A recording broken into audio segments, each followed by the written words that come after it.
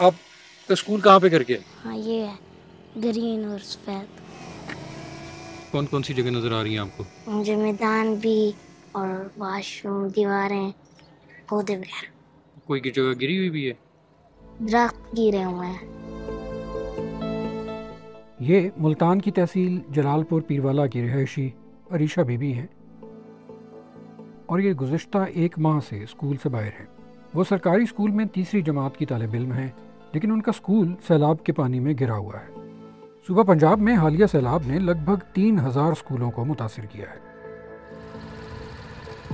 عریشہ کو تو اتنی عجلت میں گھر چھوڑ کر بھاگنا پڑا وہ اپنا بستہ بھی نہ اٹھا سکی. آج گئی تھی، گھر ٹوٹا ہوا تھا، بہت پانی تھا کمروں میں. میرا بستہ الماری میں تھا، وہیں پہ رکھا تھا. ہم پھر یہیں پہ آ گئے. پینسل بھی تھی، شارپ، ریزر، سب کاپیاں بھی تھی. اردو بھی پڑھتے ہیں، اسلامیت بھی، انگلش بھی، انگریزی بھی.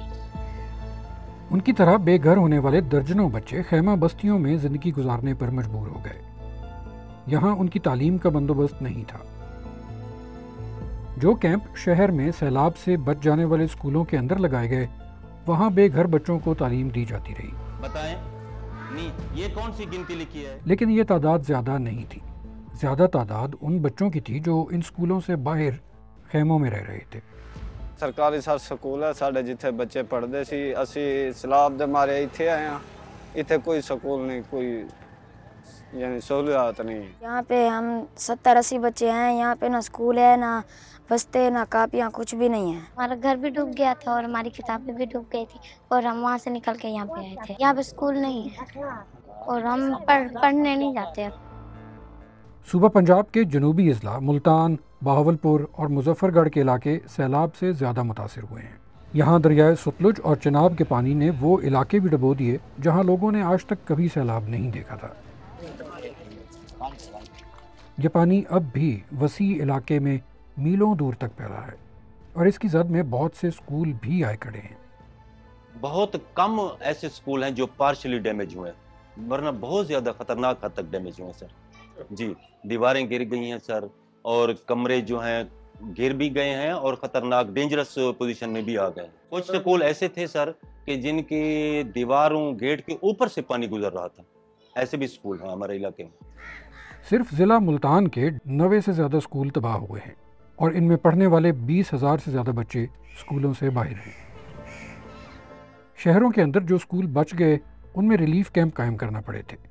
اس وجہ سے یہاں ان بچوں کی تعلیم کا سلسلہ بھی رک گیا جو ان اسکولوں میں پڑھتے تھے. محکمہ ایجوکیشن کے سامنے 2 بڑے چیلنجز ہیں. تباہ ہونے والے اسکولوں کو بحال کیسے کیا جائے، اور جب تک وہ بحال نہیں ہوتے بچوں کی تعلیم کا بندوبست کیا ہوگا. یہ ڈیٹا ہم نے کلیکٹ کر لیے اور ایک انیشیل رف کاسٹ ایسٹیمیٹ بھی ہم نے لگا لی اور ڈپارٹمنٹ کو ہم نے بھیج دیا ہے. ہماری پوری کوشش ہے کہ جو مائنر ریپیئر والے اسکول ہیں ان کو ہم 20 یا 25 اکتوبر تک اوپن کر دیں. جو بالکل کولیپس ہو گئے ہیں ان کی جگہ پہ ہم ایک NGO کے ساتھ ہم رابطے میں ہیں، یونیسیف ہے، تو وہاں پہ ٹینٹنگ اسکولنگ ہم شروع کرنے جا رہے ہیں کہ بچوں کی پڑھائی کا نقصان نہ ہو، اور جب تک نئی بلڈنگ نہیں بنتی بچوں کے لیے ہم تعلیم کا کوئی متبادل نظام وہاں پہ شروع کر سکیں. جو ٹرمینل کلاسز ہیں ان کا تو کوشش کر رہے ہیں کہ ایکسٹرا ٹائم لگا کے، جیسے 9th-10th کی کلاسز ہیں یا فرسٹ ایئر سیکنڈ کی ہیں، ان کی کمی کو ہم پورا کر لیں گے. دوسری جو 1 سے لے کے 5 تک کی کلاسیں ہیں وہ کیونکہ انٹرنل اسسمنٹ ہوتی ہے اس کی، تو وہ کوشش کریں گے وہ بھی منیمائز کریں نقصان ان کا. صورتحال اس لیے بھی پیچیدہ ہے کہ بہت سے اسکولوں تک رسائی میں بھی ابھی وقت لگے گا. بہت سے علاقوں میں اسکولوں کی طرف جانے والے راستے پانی کے نیچے ہیں. خدشہ ہے کہ موسمیاتی تبدیلی کے باعث آنے والے برسوں میں پاکستان کو سیلابوں کا زیادہ تواتر سے سامنا رہے گا.